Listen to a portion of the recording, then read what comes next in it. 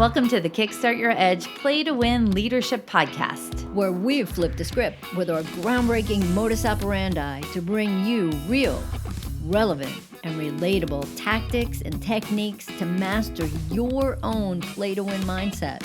Talk about a superpower. It's time to iron your cape. What we know for sure is what got you here won't get you there. You can't see the spinach in your own teeth. And finally, hang on, because this one is really deep. Once you realize that you are the traffic, everything makes complete and unadulterated sense. Welcome to the Edge, where playing not to lose is not an option. So, Kara, I'm going to ask our listeners, because I already know that you know the answer, but just the other day, January 10th, was a national day. Could it have been the National Donut Day? It was not National Donut Day. No? No, but you know what day it was? What? It was National Quitters Day. Or maybe it was called National Quitting Day. I don't know what, probably quitting sounds better. But interestingly enough, this story started back from like 2019. And it was actually that running app, Strava, that started to notice by the second week in January, by that Friday, people are quitting. Right? People are stopping, they're quitting all the things that they said that they were going to do. And the interesting thing about it, they even have stats on it, right? So the thing is, it's about figuring out like, why do 80% of people stop? And I got to tell you, Borley, I don't get it. I know. Well, we've had a lot of conversations about this. So if we back up, obviously, a new year brings around new energy. People get super excited. They claim that they want to change their lives. Next year is going to be different. They put stakes in the ground. They do their resolutions. They think about all the ways they're ready to finally make the change just because we flip a page in a calendar. Yeah, and I got to tell you that I don't know why this year, more than any other year, has me focused on just that, right? It's all these, every single thing is about New Year's resolution, about unprocessed food, about dry challenges, about, again, the unprocessed food challenge, about all this BS just because the damn date on the calendar changed. Like, why can't people say, hey, it's a random, whatever the hell day it is, right? Whatever today is, it's Monday, January 13th. Why don't we just say, I'm going to do it today? Yeah. Like everything is about what happens next, or everything's about the future or the calendar, and all this focus on, I don't know, just a stupid day. Why can't you just say, this is who I want to be, and these are the thoughts that I need to have to get the feelings that I want to take these actions, and voila. To get the results. Well, actually, they've done a lot of studies on this. So let's break it down a little bit, right? So there's a concept called the fresh start effect. And it's when people take their ideas and they tie it to a landmark, a time, right? Beginning of a new year. It helps us to mentally separate ourselves from our past self and our future self.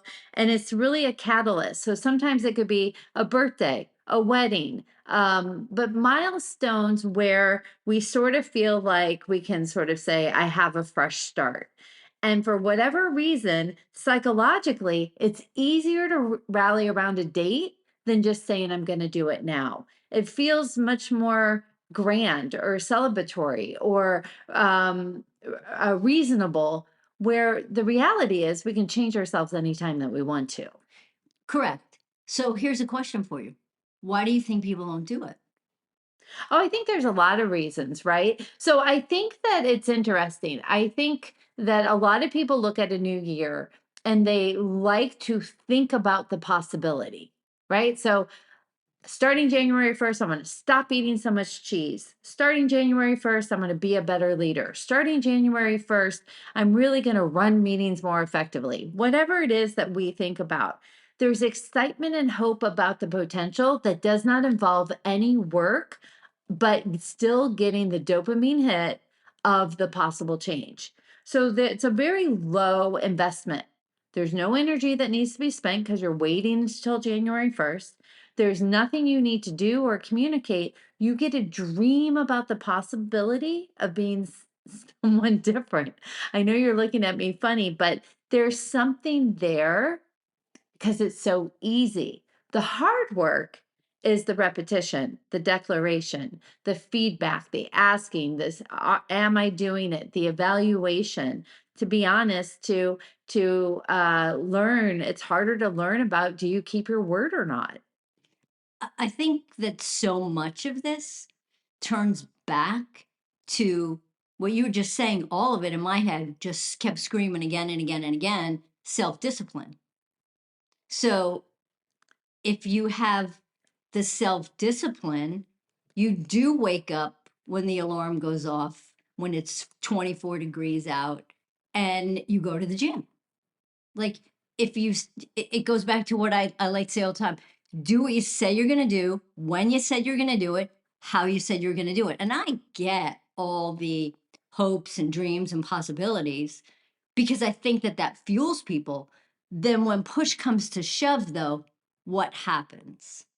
Yeah, no, I totally agree. I think that, and self-discipline just sounds so rigid to me, right? Like, but there's so many ways to be able to have it be more supporting as opposed to a chore. It's about remembering why you want to make the change and then knowing that you need to do the work to do it, right? And you know what, Jen? I love that you just said that because here's I'm gonna start a new national day. Yeah. Yeah, it's going to be the third Monday in January because that's what today is. It's the third Monday in January, and I want today to be the reassess and recommit day. I love it. So, whatever you stopped doing on Friday, I want you to reassess and I want you to recommit because here's the thing, guys, you got what it is that you need.